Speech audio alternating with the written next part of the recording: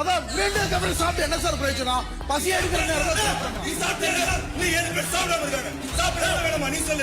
Hi hello எல்லாருக்கும் வணக்கம் and welcome back to our channel. Bigg Boss வீட்டுக்குள்ள இன்னைக்கு 8வது நாள் முதல் ப்ரோமோ இப்பதான் வெளியே போட்டிருக்காங்க. சாப்பாடு விஷயத்துல பயங்கரமான பிரச்சனை இது ஆரம்பத்துல இருந்து நடந்துதான் இருக்கு. லக்ஸுரி பீப்புள்ஸ்லாம் சாப்பிடாம பிக் பாஸ் வீட்டில் இருக்கவங்க சாப்பிடக்கூடாது, அவங்க சாப்பிடுங்கன்னு சொன்னாதான் சாப்பிடணும்.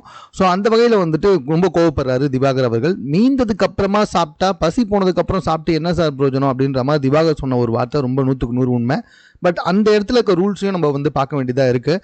இதில் சபரி வந்துட்டு கோவப்படுறாரு. இன்னும் எத்தனை பேர் அங்கே சாப்பிடாம இருக்காங்க, அவங்க சாப்பிட்டதுக்கு அப்புறம் தான் சாப்பிட முடியும்னு சொன்ன உடனே திவாகர் உடனே இந்த பிரச்சனை எப்படி எடுத்துகிட்டு போயிட்டாருன்னா, ஸோ சாப்பாடு விஷயத்தில் தான் வெஞ்சன்ஸை காட்டுறாங்க. ஸோ ஒவ்வொருத்தருக்கும் ஒரு மாதிரி வந்துட்டு சாப்பாடு போடுறாங்க அப்படின்னு அவர் கடைசியாக ரொம்ப கோவப்பட்டு போயிட்டு சொன்ன வார்த்தை ரொம்ப தெளிவாகவே புரிஞ்சுது.